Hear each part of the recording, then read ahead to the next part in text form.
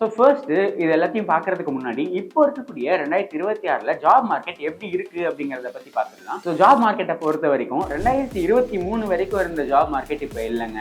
ஏன்னா நிறைய factors affect ஆகிட்டு இருக்கிறதுனால அப்போ அந்த மார்க்கெட்ல நம்ம சர்வை பண்ணணும் இல்லை என்டர் ஆகணும்னா என்னென்ன மாதிரியான ஜாப் ரோல்ஸ்லாம் இருக்கு அப்படின்னு நீங்க கேட்டீங்கன்னா, எனக்கு கோடிங் பெருசா வராது அப்படின்ற பட்சத்துல நீங்க நெட்வொர்க்கிங், கிளவுடு, டெவ்ஆப்ஸ் இது எல்லாத்தையுமே ட்ரை பண்ணலாம். ஏன்னா இந்தியாவில் இப்போ சொன்ன ரோல்ஸுக்குலாம் ஆப்பர்ச்சுனிட்டிஸ் எப்படி இருக்கும் அப்படின்னு கேட்டீங்கன்னா, இப்போ நிறைய கண்ட்ரீஸ்ல அவங்க கிட்ட டேட்டா சென்டர்ஸ் எல்லாம் வைக்கக்கூடாது அப்படின்ற ரூல்ஸ் எல்லாம் எடுத்துட்டு வந்துட்டாங்க. அப்போ அந்த டேட்டா சென்டர் அப்புறம் ஏஐக்கான ஜிபியூ சர்வர்ஸ் வைக்கக்கூடிய இடம் இது எல்லாமே இந்தியாவில் வந்து அரேஞ்ச் பண்ண போறாங்க.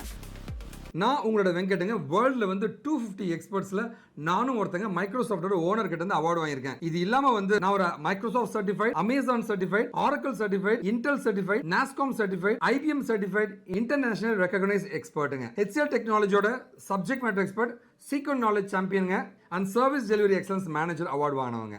ஐடிக்குள்ள போனவங்களா, கெரியர் கேப் இருக்கு, இல்லை நான் ஐடியில் இருக்கீங்கன்னா வந்து எல்லா சென்டருமே பார்த்தீங்கன்னா வந்து வேலை வாங்கி தருவோம், காசு கொடுங்க, இல்லை வேலைக்கு போன பின்னாடி காசு கொடுங்கன்னு சொல்லுவாங்க. கம்பெனியை ஏமாற்றி வேலை வாங்கி தருவேன்னு சொன்னா வந்து கம்பெனியெல்லாம் ஏமாற்ற முடியாதுங்க. அது உன்னை ஏமாற்றி காசு பறிக்கிறதுக்காக தான் அந்த மாதிரி பண்ணுவாங்க. அவங்களுக்கு தெரியும் அப்படி ஏமாற்றி போனால் 2-3 மாதம் ஒன்று துரத்தி விட்டுருவாங்கன்ட்டு. தயவு செஞ்சு நேர்மையாக வேலைக்கு போகணும்னு நினைங்க. ஸ்கில்லை உண்மையாகவே டெவலப் பண்ணி விடுறவன் கம்பெனி ஏமாற்றி உங்களுக்கு எங்க வேலை வாங்கி தரணும். நேர்மையாக போங்க. உங்களுக்கு எந்த கைடன்ஸ்னா நீங்கள் என்னை கான்டாக்ட் பண்ணலாங்க.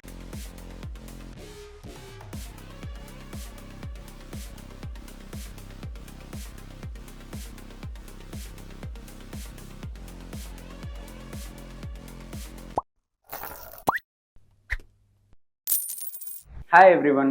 ஸோ இந்த 2026ல் ஃப்ரெஷராக இருக்கீங்க, ஜாப் தேட போறீங்க, ஐடிக்குள்ளே என்டர் ஆகணும் அப்படின்னு நினைக்கிறீங்க அப்படின்னா உங்களுக்கு தேவைப்படக்கூடிய வீடியோ தான் இது. ஏன்னா இந்த வீடியோவில் ஐடி மார்க்கெட் இப்போ எப்படி இருக்கு, என்னென்ன ட்ரெண்டிங் ரோல்ஸ்லாம் இருக்கு, எந்த டைம்ல நீங்கள் அப்ளை பண்ணலாம் அண்ட் என்னென்ன ஸ்கில்ஸோட நீங்கள் அப்ளை பண்ணால் அது இன்னும் கன்வீனியன்ட்டாக இருக்கும் அப்படிங்கிற எல்லா டீட்டெயில்ஸையும் இந்த வீடியோவில் பார்க்க போகிறோம். ஸோ வீடியோக்குள்ளே போகிறதுக்கு முன்னாடி இதே மாதிரியான யூஸ்ஃபுல்லான டிப்ஸ் எல்லாம் தெரிஞ்சுக்கணும் அப்படின்னு நினச்சிங்கன்னா நம்ம சேனலை மறக்காமல் சப்ஸ்கிரைப் பண்ணிக்கோங்க.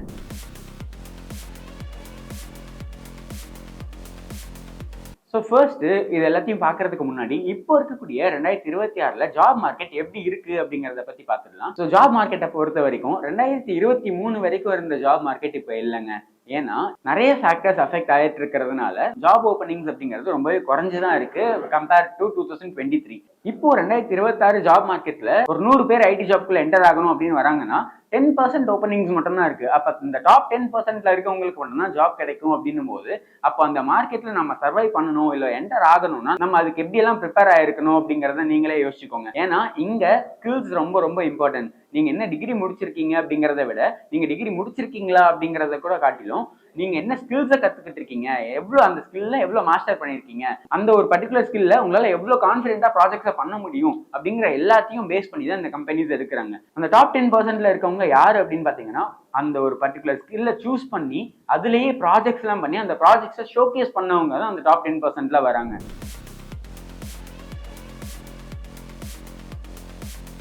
சரி, இப்போ நான் இதெல்லாத்தையும் ஃபாலோ பண்றேன், என்னென்ன மாதிரியான ஜாப் ரோல்ஸ்லாம் இருக்கு அப்படின்னு நீங்க கேட்டீங்கன்னா, நீங்க இப்போ ட்ரெண்டிங்ல இருக்கக்கூடியதை சூஸ் பண்ண போறீங்க அப்படின்னா ஏஐ ஆர் டேட்டா ரிலேட்டடான ஜாப்ஸ் வந்து சூஸ் பண்ணலாம். அதாவது ஏஎம்எல் இன்ஜினியர் இந்த மாதிரியான ரோல்ஸ்லாம் இருக்கு. எனக்கு வந்து மேக்ஸ் வந்து எனக்கு பிரச்சனை கிடையாது, கொஞ்சம் மேக்ஸ் இருந்தாலும் எனக்கு ப்ராப்ளம் இல்லை அப்படின்னு நீங்க நினைச்சீங்க அப்படின்னா நீங்க ஏஐ சூஸ் பண்ணி படிக்கலாம். இல்ல ஆல்ரெடி எனக்கு ஐடி எக்ஸ்பீரியன்ஸ் இருக்கு அப்படின்னு சொல்லும் போதும் நீங்க AI or data science side வந்து நீங்க போகலாம். இல்ல எனக்கு கோடிங் ஓகே, ஆனா எனக்கு அந்த எக்ஸ்பீரியன்ஸ் ஐடி எக்ஸ்பீரியன்ஸ் அப்படிங்கிறது இல்ல, டேரக்டா ஏஐக்கு டேட்டா சயின்ஸ்க்குலாம் போக முடியுமா அப்படின்னு நினைச்சீங்கன்னா ஃபுல் ஸ்டாக் டெவலப்பர்ஸ் இந்த மாதிரியான ரோல்ஸை சூஸ் பண்ணி படிக்கலாம்.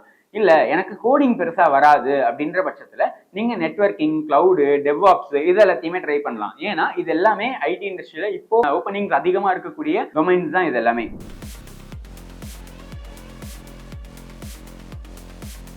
சரி, ஓகே, இந்தியால இப்ப சொன்ன ரோல்ஸுக்கெல்லாம் ஆப்பர்ச்சுனிட்டிஸ் எப்படி இருக்கும் அப்படின்னு கேட்டீங்கன்னா, இப்ப நிறைய கண்ட்ரீஸ்ல அவங்க கிட்ட டேட்டா சென்டர்ஸ் எல்லாம் வைக்கக்கூடாது அப்படின்ற ரூல்ஸ் எல்லாம் எடுத்துட்டு வந்துட்டாங்க. அப்ப அந்த டேட்டா சென்டர்ஸ் அதுக்கப்புறம் ஏஐக்கான ஜிபியூ சர்வர்ஸ் வைக்கக்கூடிய இடம் இது எல்லாமே இந்தியால வந்து அரேஞ்ச் பண்ண போறாங்க.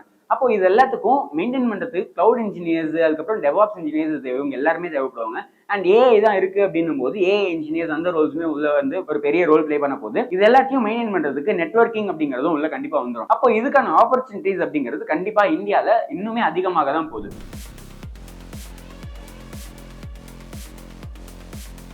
சரி, ஓகே, அப்போ நான் இந்த ரோல்ஸுக்குலாம் எப்போ அப்ளை பண்ணலாம் அப்படின்னு நீங்க கேட்டீங்கன்னா, இப்போ இதை புரிஞ்சுக்கிறதுக்கு நம்ம ஃபினான்ஷியல் இயர் அப்படின்னா என்னன்னு தெரிஞ்சுக்கணும். ஸோ ஃபினான்ஷியல் இயர் அப்படின்னா என்னன்னா, ஏப்ரல் மாசத்துல இருந்து அடுத்த வருஷம் மார்ச் வரைக்கும் தான் ஃபினான்ஷியல் இயர் அப்படின்னு சொல்லுவாங்க.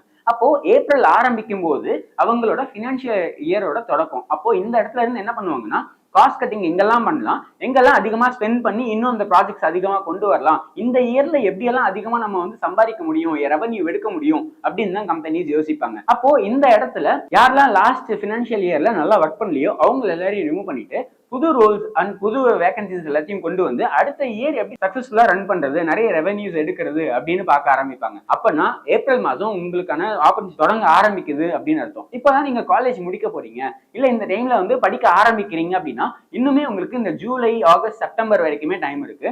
அந்த டைம் பீரியட் வரைக்குமே ஜாப் ஓப்பனிங்ஸ் அப்படிங்கிறது கொஞ்சம் அதிகமாக தான் ஆரம்பிக்கும்.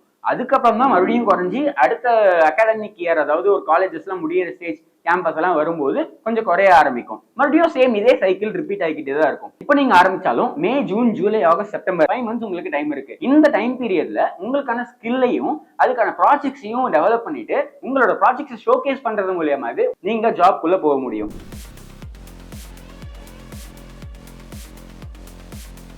இப்ப இருக்கக்கூடிய கரண்ட் சிச்சுவேஷன்ல நீங்க எந்த ரோலை சூஸ் பண்ணியிருந்தாலும் ஏ அப்படிங்கிற ஒண்ணு ரொம்ப ரொம்ப முக்கியமான ரோலை வந்து பிளே பண்ண போகுது. ஏன்னா நீங்க எந்த ரோல் சூஸ் பண்ணாலும் நீங்க பண்ணக்கூடிய ஒர்க்கை ஏஐ யூஸ் பண்ணி எப்படி உங்களால எஃபிஷியன்டா பண்ண முடியுது அப்படிங்கறதையும் எல்லா கம்பெனிஸும் பார்க்க ஆரம்பிக்கிறாங்க. அப்போ இந்த இடத்துல ப்ரொடக்டிவிட்டி இன்க்ரீஸ் ஆகும் அப்படின்னும் போது கண்டிப்பா அவங்க எல்லாரும் ஏஐக்கு அடாப்ட் ஆக தான் ஆரம்பிக்கிறாங்க. அப்ப கம்பெனிஸ் அடாப்ட் ஆகுறாங்கன்னா நம்ம அப்ளை பண்ண போறவங்களும் அதுக்கு ஏத்த மாதிரி அடாப்ட் ஆகி தான் உள்ளேயே போகணும். அப்போ நீங்க என்ன ரோல் சூஸ் பண்ணி படிக்கிறீங்களோ அந்த ரோல் பண்ணக்கூடிய ஒர்க்கை ஏஐ யூஸ் பண்ணி எப்படி எஃபிஷியன்டா பண்றது, என்னென்ன ஏஐ டூல்ஸ் தான் அதுக்கு ரிலேட்டடா இருக்கு அப்படிங்கறதையும் படிச்சு வச்சுக்கிறது உங்களுக்கு ஒரு பிளஸ் பாயிண்டா அமையும்.